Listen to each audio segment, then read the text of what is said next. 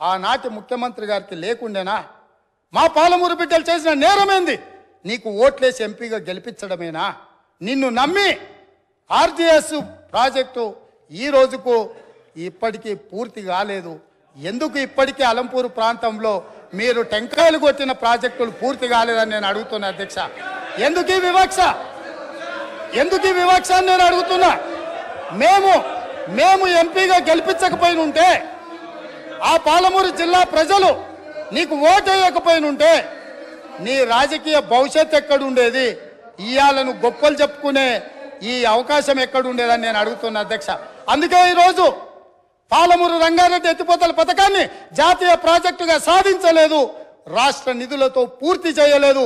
అందుకే ఈరోజు ప్రతిపక్షంలో ఉన్న మీకు మొట్టమొదట పాలమూరు జిల్లా ప్రజలు క్షమాపణ చెప్పి ఈ సభలో ప్రసంగాన్ని ప్రారంభించనుంటే నిజంగానే పాలమూరు ప్రజలు మిమ్మల్ని క్షమించి ఉండేవాళ్ళం. 2009-10లో కృష్ణానది ఉప్పొంగినప్పుడు, వరదలు వచ్చినప్పుడు, అలంపూరు ప్రాంతంలో కొట్టుకుపోయినప్పుడు అలంపూరు ప్రాంత ప్రజలకు మహబూబ్ నగర్ ఎంపీగా శాసనసభ ప్రతిపక్ష నాయకుడు కల్వకుంట్ల చంద్రశేఖరరావు గారు ఒక మాట ఇచ్చారు.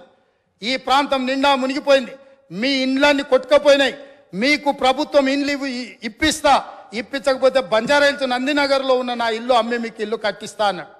మేము ఆయన ఇల్లు నమ్మి కట్టించమని మేము అడుగుతలేము అధ్యక్ష.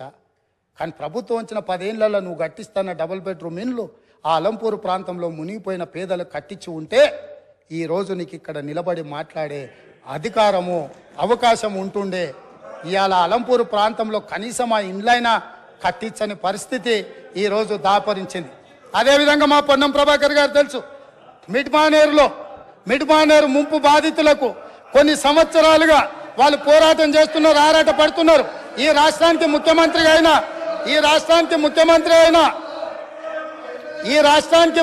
అయిన చంద్రశేఖరరావు గారు మిడ్మానేరు ప్రాంత పర్యటనకు పోయిండు. ఏం మాట్లాడిండు? రాజన్న ఆ ప్రాజెక్టులకు అక్కడికి వెళ్ళి, నేను మీ ఊరు అల్లుడిని, మీరు మిడ్మానేరులో ముంపు బాధితులు, మీ అల్లుడు ఈరోజు తెలంగాణ రాష్ట్రానికి ముఖ్యమంత్రి అయిండు, మీకు అందరికీ న్యాయం చేస్తా, మీకు R&R ప్యాకేజ్ ఇస్తా, మీకు ఇండ్లు కట్టిస్తాని స్వయంగా తెలంగాణ రాష్ట్ర ముఖ్యమంత్రిగా ఆనాడు చంద్రశేఖరరావు గారు అక్కడికి వెళ్ళి మాట ఇచ్చిండ్రు.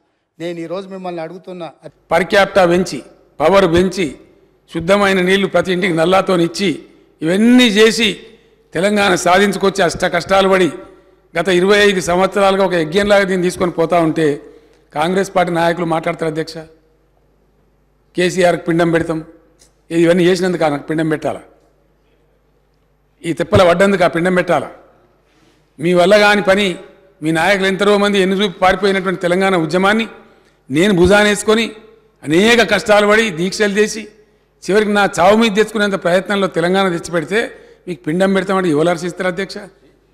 ఇదేనా సంస్కారం? ఇదొక పద్ధతి? ఇదొక పార్టీ? దీనికో లెక్కన? చాలా బాధ కలుగుతుంది అధ్యక్ష, దుఃఖం వస్తుంది.